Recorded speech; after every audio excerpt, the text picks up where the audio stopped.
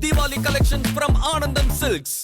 சென்னையில் தக்காளி விலை 2 மடங்காக அதிகரித்துள்ளது. இதற்கான காரணம் என்ன என்பது குறித்து சென்னை கோயம்பேடு சந்தையிலிருந்து தகவல்களை வழங்குகிறார் செய்தியாளர் ராஜ்குமார்.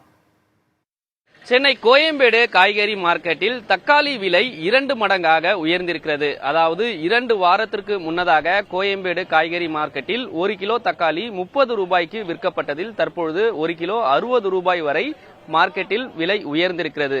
இதற்கு காரணம் கோயம்பேடு காய்கறி மார்க்கெட்டுக்கு ஒரு நாளைக்கு 60 லாரிகளில் தக்காளி வரத்து இருக்கும். குறிப்பாக ஆந்திரா மற்றும் கர்நாடகா மாநிலங்களில் இருந்து வரக்கூடிய தக்காளியினுடைய வரத்து குறைந்திருக்கிறது.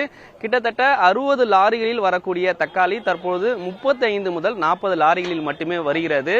அந்த மாநிலங்களில் மழை காரணமாகவும் விளைச்சல் பாதிப்பு ஏற்பட்டிருக்கக்கூடிய காரணமாகவே தக்காளியினுடைய விலை உயர்ந்திருப்பதாக மொத்த வியாபாரிகள் தெரிவிக்கிறார்கள்.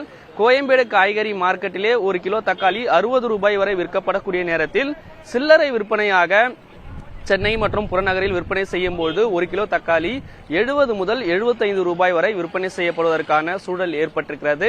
கடந்த 2 வாரமாகவே இந்த நிலைமை ஏற்பட்டிருப்பதாகவும் இன்னும் தக்காளி விலை குறைவதற்கு ஒரு 20 நாள் ஆவதற்கான வாய்ப்புகள் இருப்பதாகவும் வியாபாரிகள் தெரிவிக்கிறாங்க.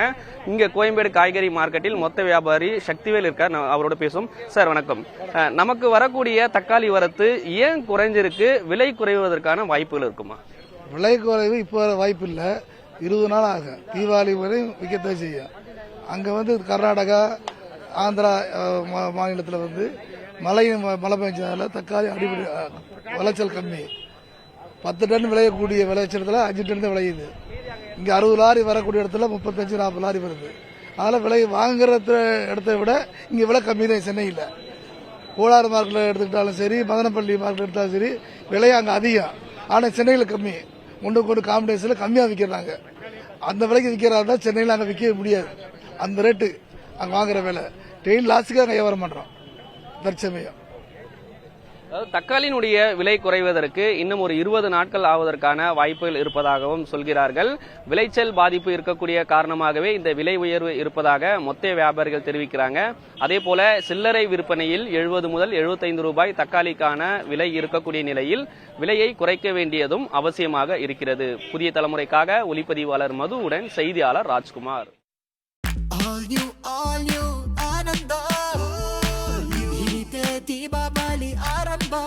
All new Diwali collections from Anandam Silks.